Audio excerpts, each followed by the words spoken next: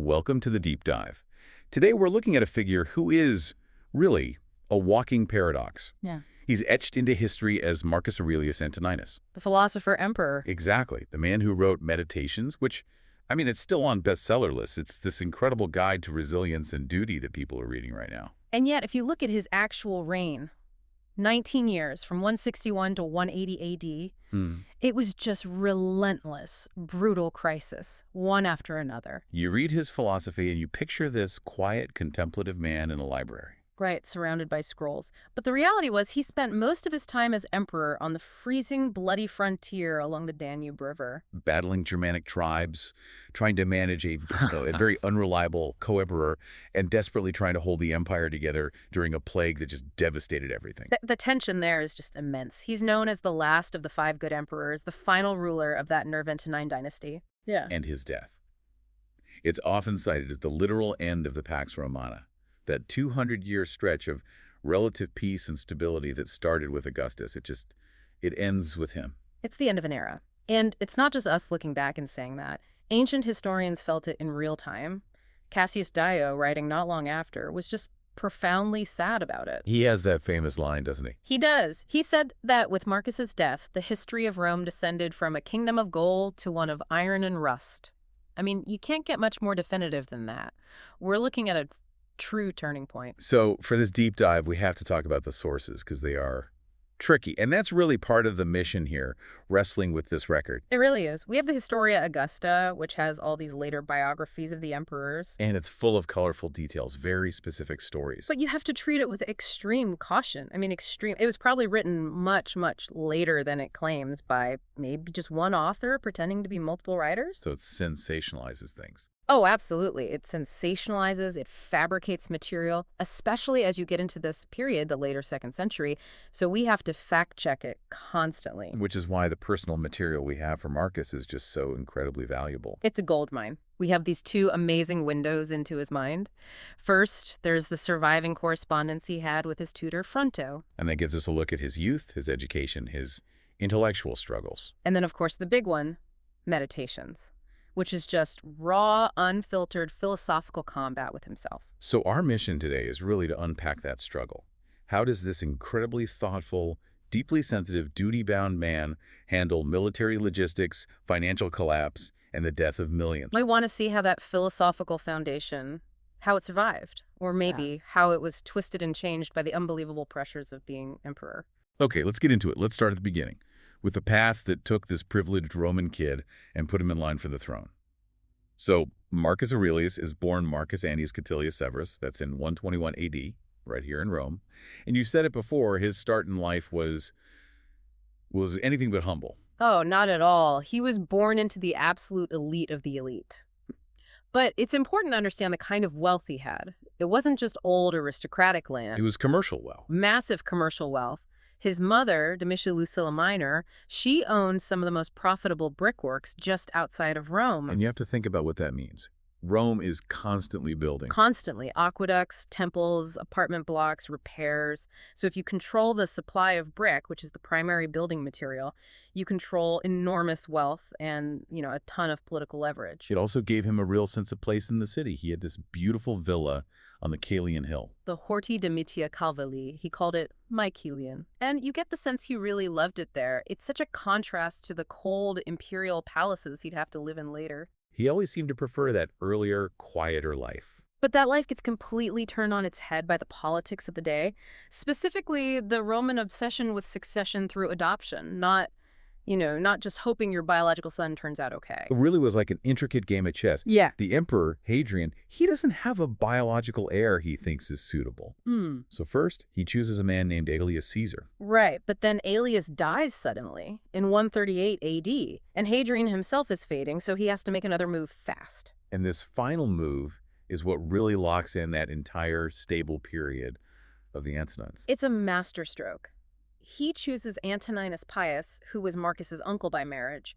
But there's a condition, a huge one. He tells Antoninus, you have to immediately adopt 2 boys as your designated heirs. Exactly. And those 2 boys are Marcus, who was just 17 at the time, and Lucius Commodus, who was a very young son of the Aelius Caesar who had just died. It's a brilliant way to transfer power. You bring in new blood, but you also satisfy old political loyalties to Aelius's family. But look at Marcus's reaction to this. This wasn't a moment of, hooray, I'm going to be emperor. No, the biographer is very clear about this. He received the news with sadness, and he only moved from his mother's house on the Kilian Hill to Hadrian's private home reluctantly. He was a student, a philosopher. He wanted a life of retreat, and suddenly he's dragged onto the world stage. It must have felt like a physical weight just landing on him. And with it comes the new name, Marcus Aurelius Verus Caesar. The name itself signals he's on the path to the throne. And that path required a very specific kind of education. It was less about quiet contemplation and more about the practical art of ruling. And in Rome, that meant one thing above all else. Rhetoric. Oratory. Absolutely. You had to be a performer. He got the best tutors money could buy, which sets up this clash of ideals that really defines his youth. This is the part of his story I find so fascinating, this internal intellectual conflict. He's being trained to be this elite public speaker, someone who can sway the Senate. Exactly. For Greek, he had Herodes Atticus, who was a phenomenal, if a bit of a controversial Athenian rhetorician. And for Latin? For Latin, he studied under Marcus Cornelius Fronto, and Fronto was a giant in his day. People considered him second only to Cicero. He was all about pure rhetorical style, using language to dazzle an audience. Yeah, and we have their letters, the correspondence with Fronto. It just paints such a clear picture of his life at this time. He was completely drowning in the administrative work of being an heir. He was. We have one letter where he's writing to Fronto, and he's complaining about being drowned in paperwork. He says he was forced to dictate nearly 30 letters. 30 letters. That's the reality of it. It's not grand speeches all day. It's endless reports, endless correspondence. But you can tell this formal training, this focus on performance, it just wasn't satisfying him on a deeper level. And then around age 25, he makes the pivot, the definitive turn to Stoicism. And this changes everything. He moves from focusing on that external performance to focusing on internal discipline. And the change in his main teacher was the key. He just became disaffected with law studies and formal oratory. He thought it was empty. His true intellectual guide became Quintus Junius Rusticus. And Rusticus wasn't just some academic philosopher. No, he was a living symbol. He was the heir to the tradition of the Stoic opposition. These were the men who had dared to stand up to earlier tyrants, emperors like Domitian. So Rusticus basically gives him permission not to be flashy. That's a great way to put it. Marcus praises him in Meditations for teaching him not to be led astray into enthusiasm for rhetoric. It wasn't about debating abstract ideas in public. It was about learning how to live a good life right now. This is the moment the inner emperor, the philosopher, really takes precedence over the public orator. And it wasn't just a phase he went through. There's this beautiful little story from Philostratus that shows his lifelong dedication to learning. Even when he was the old, powerful emperor. Yes. His co-emperor, Lucius, sees him heading out one day with his school tablets under his arm. And Marcus just says, "It is good even for an old man to learn. I am now on my way to Sextus the philosopher to learn what I do not yet know." That image is just so powerful. And the reaction from the people who saw it was, "Oh, Zeus, the king of the Romans in his old age takes up his tablets and goes to school." It just completely humanizes him. It shows a man who valued moral improvement over all the trappings of power. And he was going to need that identity as a learner, because his private world was about to be hit by just immense personal tragedy. Yeah, let's talk about that private life. In 145 AD, he marries Faustina the Younger, the daughter of Antoninus Pius.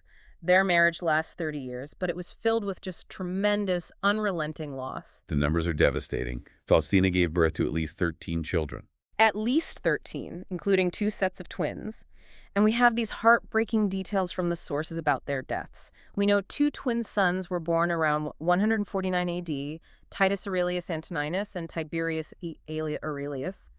Neither of them survived infancy. You can actually track the tragedy through the coins the empire minted? You can. Yeah. When the boys are born, the mint issues these celebratory coins that say Temporum Felicitas, the happiness of the times, and they often show the 2 little boys. And then a little later, new coins come out, and they only show 1 boy. And then finally, the coins only show their surviving older sister.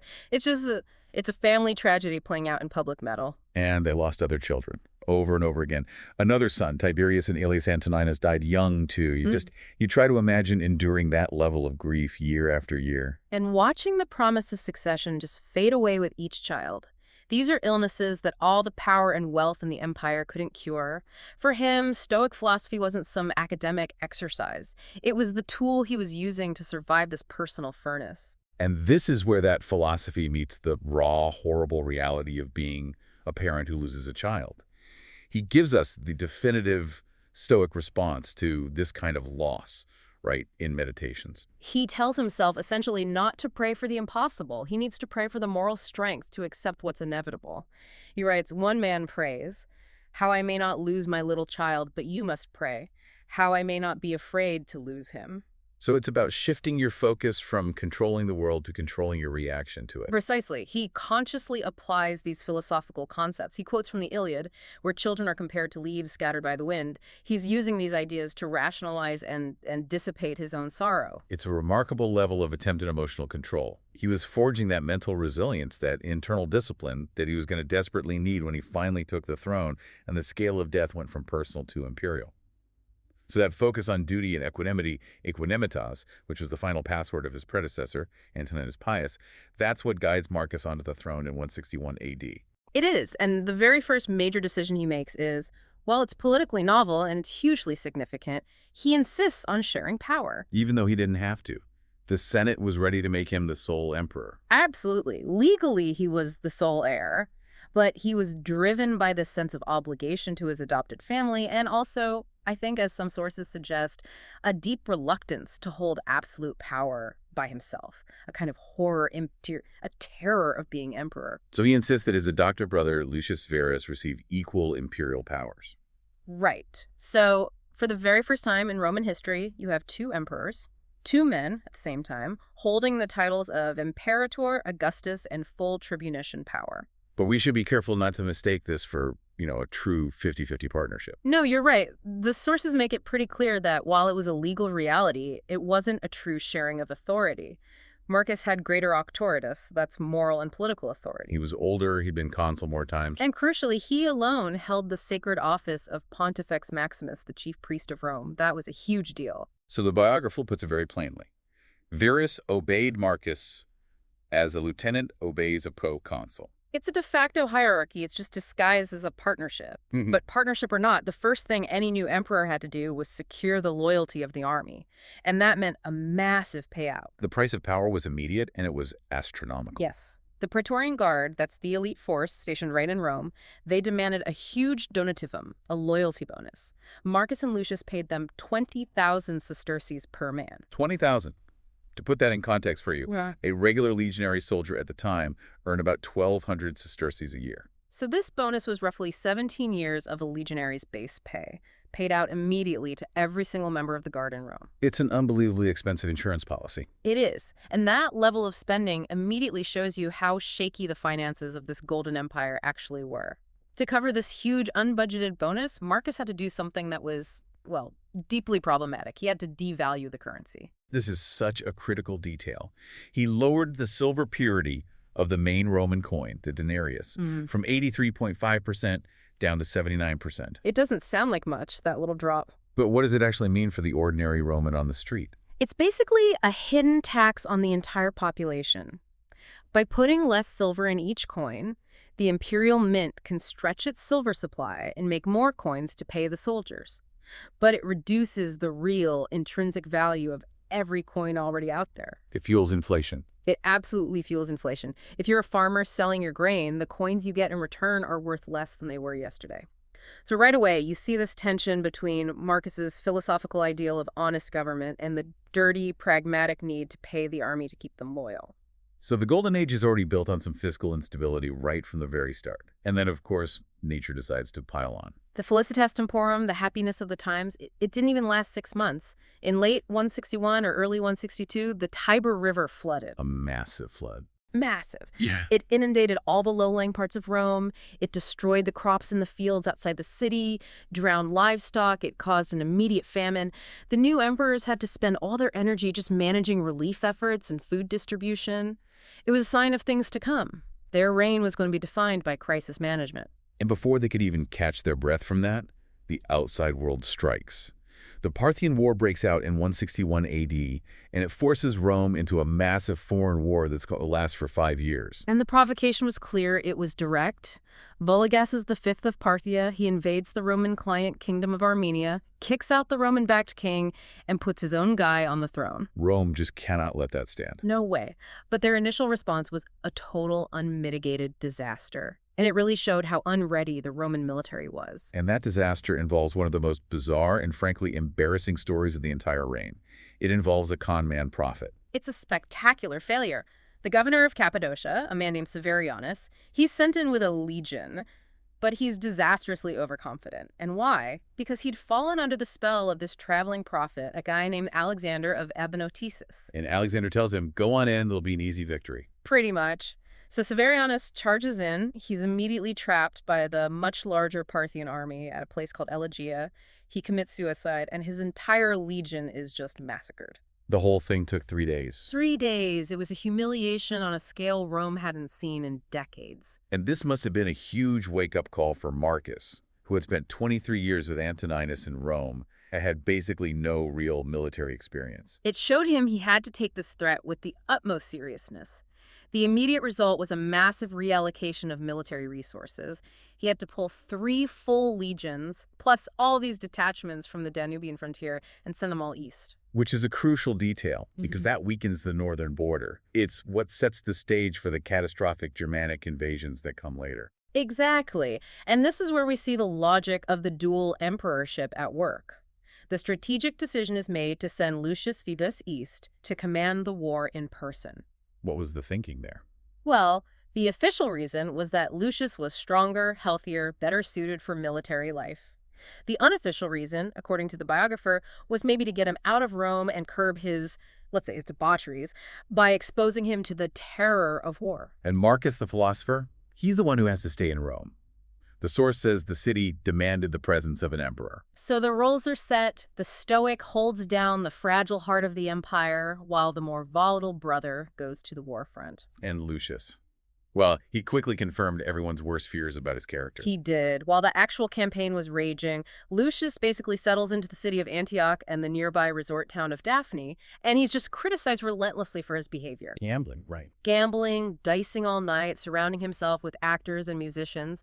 He was essentially treating the war as a chance for an extended, decadent vacation. So if Lucius was busy gambling, who was actually winning the war for Rome? The real engine of the victory was a brilliant general named Avidius Cassius. He was the commander of the 3rd Gallica Legion, and he proved to be a military genius. Cassius just systematically dismantled the Parthian threat. They start by taking back Armenia. Right. They recapture the Armenian capital, Artaxata. They install a new Roman-backed king, and they even rename the capital Cain Polis, the new city. And that's just the beginning of the push into Mesopotamia. Correct. They take the city of Edessa, then Nisibis. But the decisive campaign, the one that really ends the war, is when Cassius marches his army down the Euphrates River. He besieges and sacks the great city of Seleucia. And then moves on to Ctesiphon, the Parthian capital itself. And he burns the royal palace to the ground. It was a massive victory. It completely reestablished Roman military dominance in the east. But it was also a bit morally ambiguous, wasn't it? The sack of Seleucia in particular. It was. Seleucia was a largely Greek city, and the citizens initially opened their gates to the Romans, saying, we're on your side. Cassius ordered the city sacked anyway. He claimed they had broken faith first. It was an act of brutality that would have consequences later. Still, the victory was undeniable. And Lucius Verus, who spent most of his time in Daphne, he gets all the public glory. He takes the titles Armeniacus, Parthicus Maximus, Medicus. And Marcus, ever the master of political tact, he delays accepting those same titles for himself. It was a deliberate move to elevate Lucius's status, to make the partnership look real. He eventually shared the honor, though. He did. He was hailed imperator 4 times by the end of the war. So the war was over. Rome had won. But the seeds of the next catastrophe were already sown. They were literally marching home with the victorious army. That is the critical link. The troops coming back from Mesopotamia, they brought more than just plunder and victory titles. They brought back a biological agent that would fundamentally shatter the Golden Age. So this is where the crisis shifts from a military problem to a demographic one.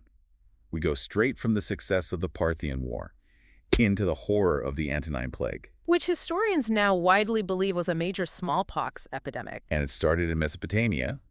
The returning army was the vector. They carried it back across the empire, starting around 165, 166 AD.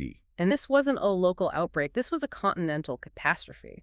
The physician Galen, who was there, he recorded the symptoms in horrifying detail. A persistent fever, diarrhea, and these pustular eruptions breaking out all over the body. The numbers are they're hard to comprehend. Modern estimates suggest somewhere between 5 and 10 million deaths across the Roman world. You have to pause on that. In an empire of maybe 60 million people, that means losing up to a sixth of your entire population. It's an existential wound. It's not just mass death, it's the breakdown of society. Complete breakdown. You have labor shortages on the farms, which leads to famine. The supply chain is disrupted. And crucially for Marcus, it guts the ranks of the Roman legions. Many of these units had just returned from the east, victorious, only to be wiped out by the disease they themselves carried home. The historian Raoul McLaughlin called the damage to the entire administrative and military machine irreparable. And the plague literally ended the dual rule of the two emperors. Right, because Lucius Verus dies in 169 AD. He does. He was returning from the northern frontier, and he was only 39 years old. The exact cause is debated. Some sources say a stroke, but the most likely theory, given the timing and his proximity to the legions, is that he was a victim of the plague. So suddenly Marcus is the sole emperor, inheriting a state that is just bleeding manpower and struggling to function. And the global reach of this thing is also fascinating to think about. It wasn't just contained within Roman borders. Raoul McLaughlin connects it to the collapse of Roman trade in the Indian Ocean. He does. The disease spread so far that there are contemporary accounts from Han China that describe a very similar plague happening at almost the exact same time, around 166 AD. And that date is interesting. It's very interesting because 166 AD is when a Roman traveler shows up at the Han court, claiming to be an ambassador from a ruler named Endon. Which is likely a phonetic version of Antoninus. Or Marcus. So you have this moment of first contact between these two great empires, and it's happening in the shadow of a shared global pandemic. So Marcus is now facing this unprecedented demographic collapse, the financial strain from the currency devaluation, a bureaucracy decimated by illness. And what happens next? The northern frontier just explodes. This is the start of the Marcomannic Wars. 14 years of brutal, nonstop fighting from 166 to 180 that consumed the entire rest of his life. The timing isn't a coincidence. Not at all. The Parthian War had forced Marcus to pull legions from the north. The plague had then weakened the legions that were left. The northern tribes, they saw their opportunity, and the pressure on the Danube frontier was just unprecedented. It wasn't one tribe, it was a flood of Germanic peoples. The Marcomanni, the Quadi, the Lombards. And the Sarmatian Yazidis, too. All of them, crossing the river en masse. This wasn't just a border raid. This was a deep military penetration into Roman territory. A true crisis of the empire's core security. It was. One tribe, the Costoboci, they invaded deep into the Balkans. They reached Moesia, Macedonia, and unbelievably, they were even threatening Greece itself. You can imagine the panic in Rome when the enemy is suddenly operating in the Aegean. So Marcus had to raise new legions. Two entirely new legions, the Legio III Italica and Legio III Italica. And that name, Italica, was chosen specifically to indicate their purpose, the defense of Italy itself. Yeah, he had to manage this huge displacement of people. All these tribes trying to cross the border, some seeking refuge, some looking to settle. His approach was mixed. It shows a real willingness to compromise, to be pragmatic. Initially, he allowed a number of tribes to settle in frontier regions like Dacia and Pannonia. The hope was to use them as a buffer and maybe even a source of new soldiers. But that was a calculated risk. A huge risk. And the instability of that strategy became very clear very quickly in Italy itself. This is the incident in Ravenna. Exactly. Marcus permitted some Germanic tribes to settle in Ravenna, which was a key port city. They almost immediately revolted. After that, Marcus reversed course. He banished them, and he made a firm policy decision. No more barbarians would be brought into Italy proper. The threat to Roman stability was just too great. So the Marcomannic Wars, this was a massive undertaking. It basically forced Marcus, the philosopher, to become a full-time field commander, the one life he had always tried to avoid. He spent immense amounts of time on the frontier. The Danube became his primary residence. He was literally living out his philosophy of duty under the most extreme conditions imaginable. The fighting was just prolonged and brutal. And difficult.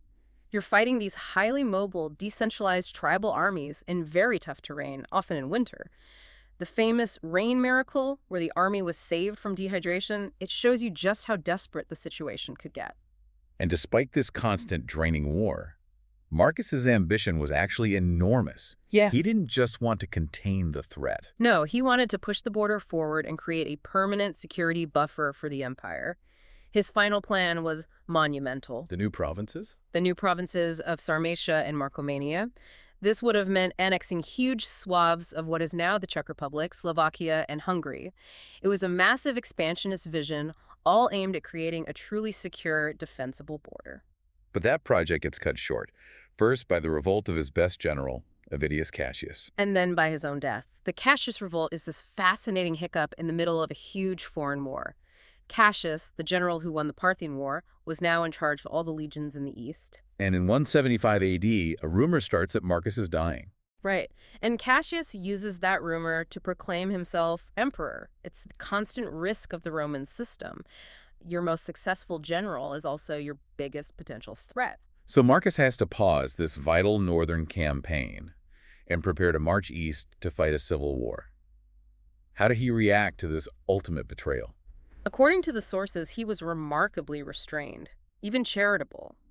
He reportedly told his soldiers that he regretted that he would have to fight Cassius, a man he had trusted, and he hoped that, if he won, he wouldn't have to execute him. He wanted to show clemency. But the revolt was actually very short-lived. It was. Cassius's own supporters, once they heard that Marcus was actually alive and on his way, they assassinated him just 3 months after he started the revolt. And Marcus's reaction to that is just as telling. He refused to look at the documents that would have named Cassius's co-conspirators. He had them all burned, unread, saying he didn't want to live in suspicion of his own Senate. It's a direct application of his Stoic principles, right in the middle of a political crisis. It is. And amidst all this chaos, the plague, the wars, the revolt, it's so important to remember that he was also an incredibly diligent and ethical ruler back in Rome. He was celebrated as a jurist. This might be the greatest testament to his character. While the empire is literally falling apart at the edges, he is maintaining this unwavering commitment to careful, reasoned lawmaking. The jurists just praised him endlessly. They called him an emperor most skilled in the law and a most prudent and conscientiously just emperor. And his specific legal interests, they really reflect his philosophical dedication to human dignity. They absolutely do. His reforms focused on protecting the vulnerable. First, the manumission of slaves, making sure that process was fair. Second, the guardianship of orphans and minors, protecting them from being exploited. And third, the choice of city councilors, making sure local government was in good hands. So why that focus on slaves and orphans? Because Stoicism emphasizes the shared humanity of all people, regardless of their social status. It's an ethics of care. For Marcus, the law wasn't just a tool for order, it was a mechanism for codifying compassion. He was using imperial power to protect those who couldn't protect themselves. And his relationship with the Senate. He treated them with a respect that had been missing for a long time. He was almost deferential. He would routinely ask their permission for expenditures, even though, as emperor, he had absolute authority. He made this powerful, symbolic declaration that the imperial palace wasn't really his, but belonged to the Senate and the Roman people. It was a commitment to the old Republican ideal, even if it was mostly theoretical by his time. So his rule is this incredible paradox, a constant state of military emergency combined with this era of profound internal legal stability and ethical governance. Yeah. As we move into the final part of his life, we have to talk about the monument to his inner life, the Meditations. And the context is everything. He wrote this philosophical manual during the absolute height of all the chaos we just described. Between 170 and 180 AD, while he was on campaign in the north. And it is so vital to remember what this book is. It wasn't written for publication. It wasn't for academic debate. It was for himself. Only for himself. He wrote it in Greek, which was the language of philosophy and introspection. The original title is Lost. The one we use, Meditations, which means things written to himself, it perfectly captures its function. It's a journal. It's a manual for how to stay sane and ethical under impossible pressure. And it's just astonishing that this book, written for an audience of one, has become this cornerstone of global thought. I mean, it was praised by Goethe, by John Stuart Mill. And its modern popularity is undeniable. It's sold over 100,000 copies in 2019 alone. Why do you think that is? Because it speaks to the timeless struggle for internal order. The Meditations offers you concrete techniques for emotional resilience. how to accept fate, how to recognize that external fortune is temporary, and how to focus only on your own judgment and your own actions. It's a blueprint for navigating stress. Exactly. It's just as applicable in a modern office as it was on the frozen bank of the Danube. He really earned his title as the philosopher. The historian Herodian summed it up perfectly. What did he say? He said that Marcus, alone of the emperors, he gave proof of his learning not by mere words or knowledge of philosophical doctrines, but by his blameless character and temperate way of life. His philosophy was just inseparable from his duty. Okay, so speaking of philosophical duty, this is where we have to confront the uncomfortable paradox of how he treated Christians. Because despite all his personal ethics, his reign saw more and more severe persecutions across the empire. Yeah, the historical record confirms that.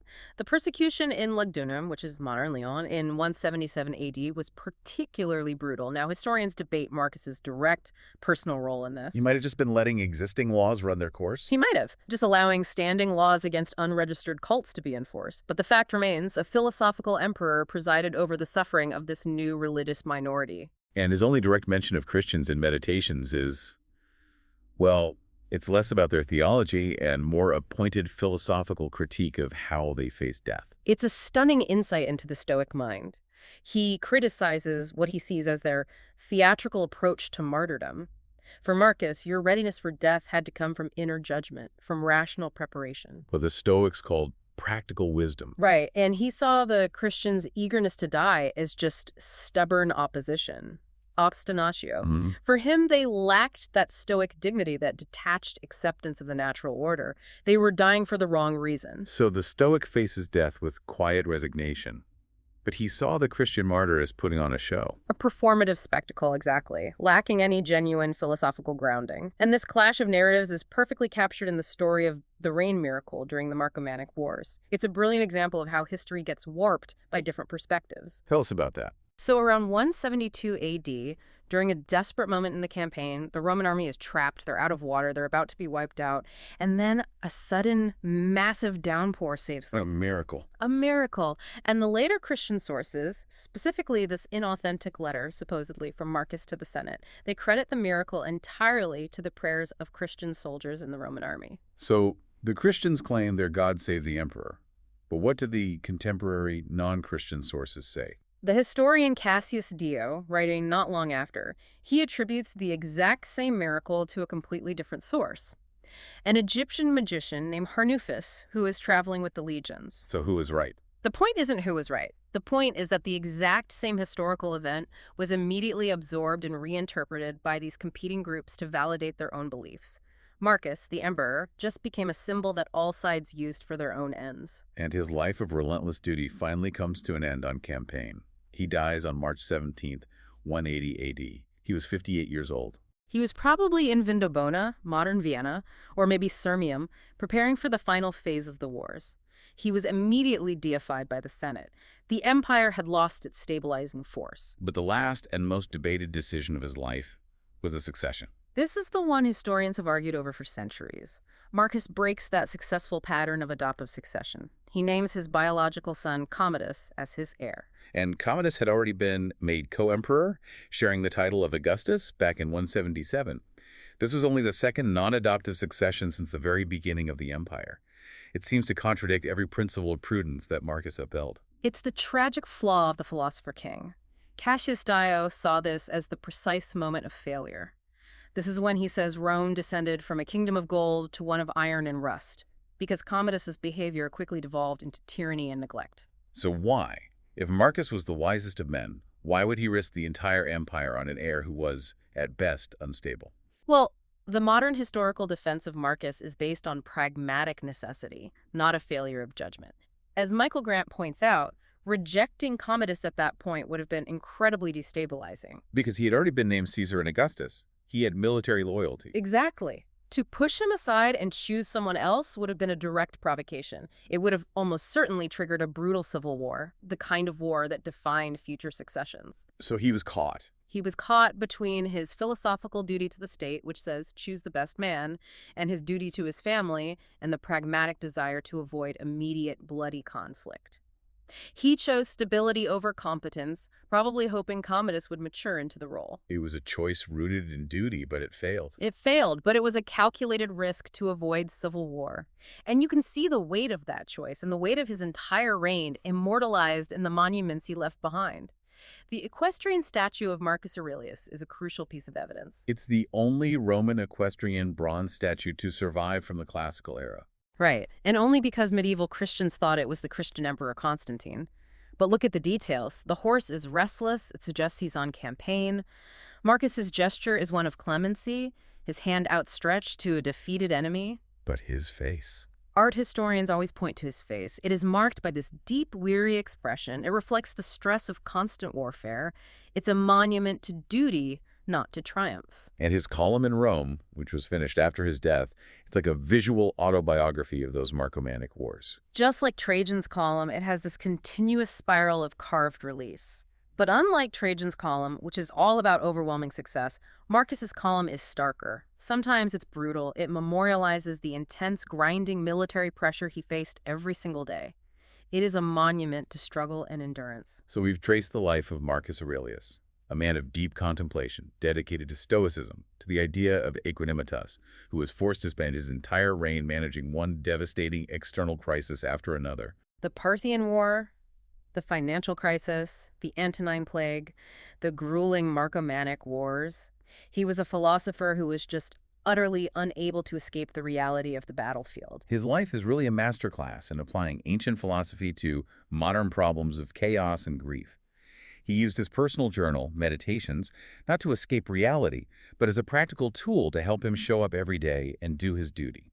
Even when that duty involved decisions like devaluing the currency or fighting a prolonged war that the private philosophical man would have found deeply distasteful. He achieved equanimity not by avoiding the pressure, but by performing his duty in the face of that impossible pressure. He was the wisest of emperors, ruling during a time of immense systemic stress.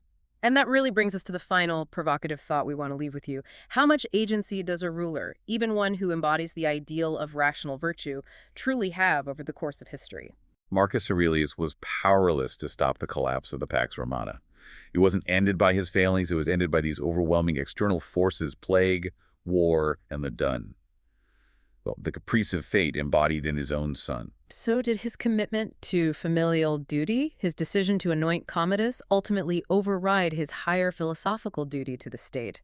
Or was that choice, however tragic its outcome turned out to be, the most stoic duty of all, choosing to avoid a greater, more immediate evil in a civil war? That is the central, painful question at the end of the Golden Age.